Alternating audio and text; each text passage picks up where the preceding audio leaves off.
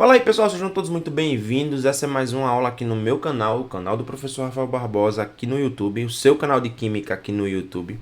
Então, antes de mais nada, eu peço que por favor, desce o player aqui embaixo. Não esquece de se inscrever, de ativar o sininho para receber todas as notificações. Além do mais, eu trago uma novidade muito bacana para vocês. A partir da semana que vem, todas as semanas nós teremos uma live por semana, ainda vou decidir o dia direitinho. E nós vamos ter aí resolução de questões, tá bom? Eu também estou pensando em lançar logo, né? Um podcast falando um pouquinho aí, entrevistando, trazendo algumas pessoas interessantes, tanto do meio da educação quanto de outros meios, para a gente poder bater um papo e descontrair um pouco em alguns momentos aqui no canal, tá bom? Então, para você não perder nada disso, não esquece de se inscrever, de ativar o sininho para receber todas as notificações e me siga nas minhas redes sociais, aqui na descrição. Todas as minhas redes sociais como WhatsApp, Instagram, Facebook, Twitter, LinkedIn, todas elas estão aqui na descrição do vídeo e você pode entrar em contato comigo por alguma delas, tudo bem? Então, sem mais delongas, vamos para a aula de hoje.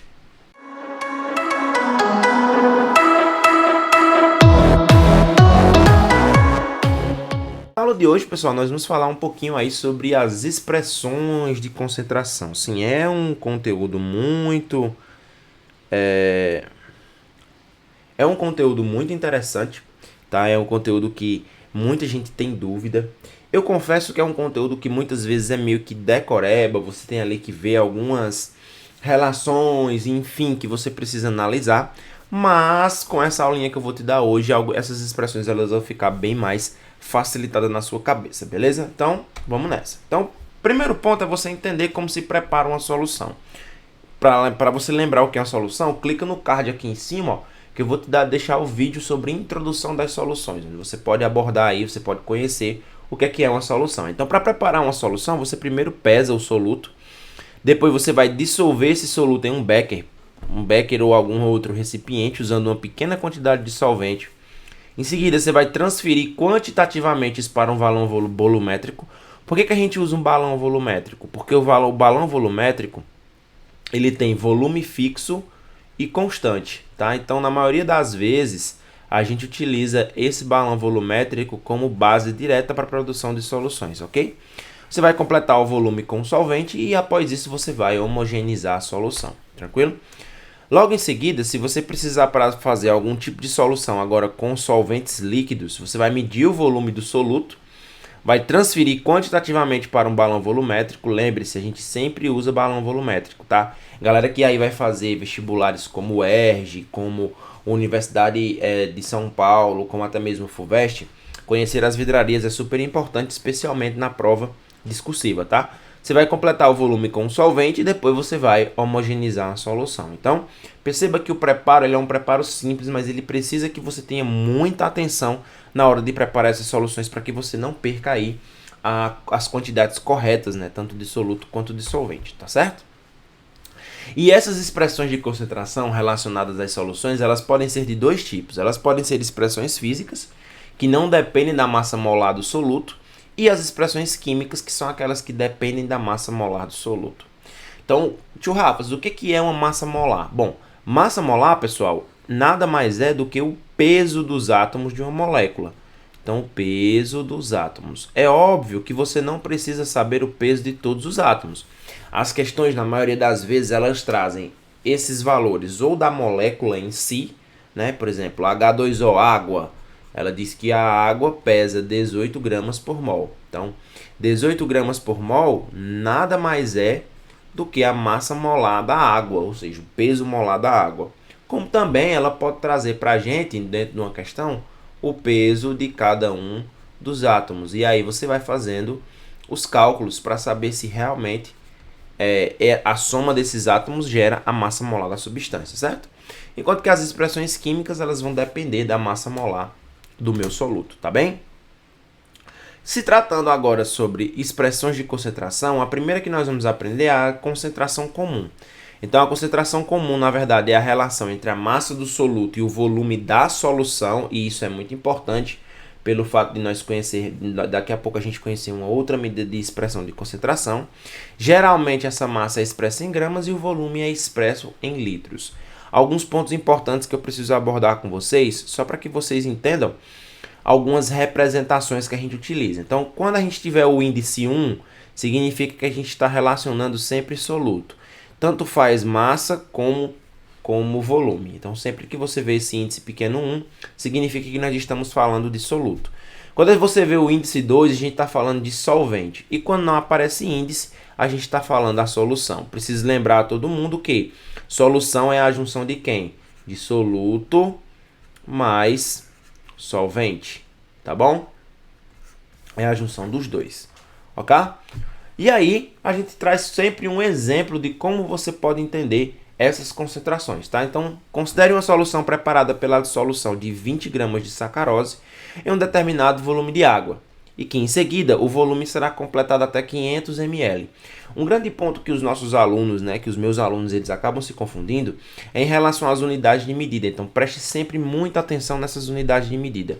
Unidades de medida que tem, por exemplo, ml, unidades de medidas que são medidas em litro, por exemplo, que você precisa fazer um ajuste de concentração, aliás, de unidade de medida, é sempre importante que você note isso, para que você não se perca durante a resolução da questão, tá? Então, olha só, foram dissolvidos 20 gramas em 500 ml. Só que 500 ml, pessoal, eu não posso trabalhar com isso, eu tenho que trabalhar em litros, beleza? Então, eu tenho duas formas de fazer.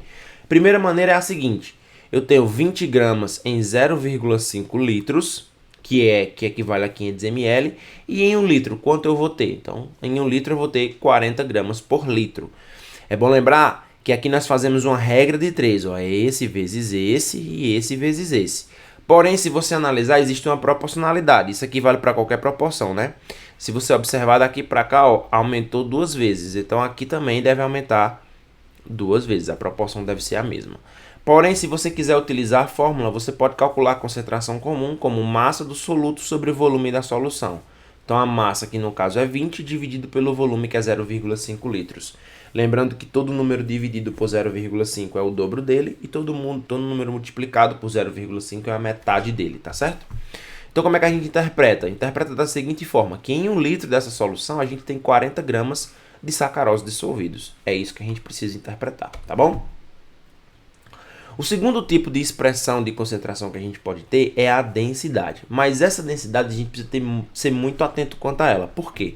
Porque a densidade é uma relação entre massa e volume, só que de uma solução. Olha só que interessante.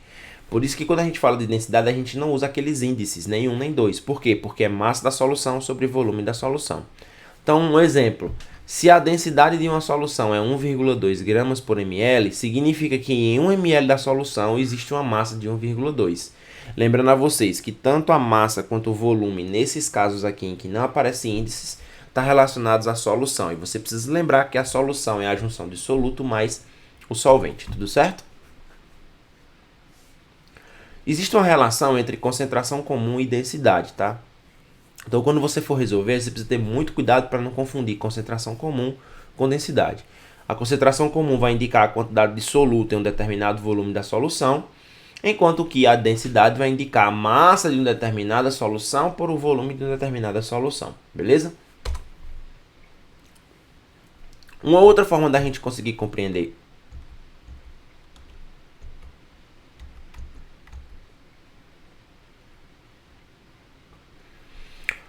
Uma outra forma que a gente tem de expressar a concentração é o título em massa, tá? Então, a primeira coisa que eu preciso dizer para vocês, deixa eu colocar aqui uma cor do pincel mais interessante, pronto. É que o título, pessoal, é uma unidade chamada de unidade amétrica. O que quer dizer isso? Quer dizer que ela não tem uma unidade de medida, ou seja, não existe uma unidade atrelada ao valor de título, tá? O título, ele sempre será um valor que está em um intervalo entre 0 e 1. Então, vai ser 0,1, 0,2, 0,3, 0,00, 0,002, então vai depender do que você quer, tá? De como é que você está calculando as características da solução. Na maioria das vezes a gente não expressa o título em número inteiro, em número natural, a gente expressa ele na forma de porcentagem. Então, para eu calcular essa porcentagem, eu vou calcular o valor do meu título e multiplicar por 100. Tio Rafa, e como é que a gente calcula o valor do título? Bom, o valor do título nada mais é do que a massa do soluto sobre a massa da solução, beleza? Só que você precisa lembrar o seguinte, que solução nada mais é do que soluto mais o solvente. Então você vai calcular a relação que aquele soluto tem dentro daquela solução. Massa, massa, volume, volume, por aí vai. Ok?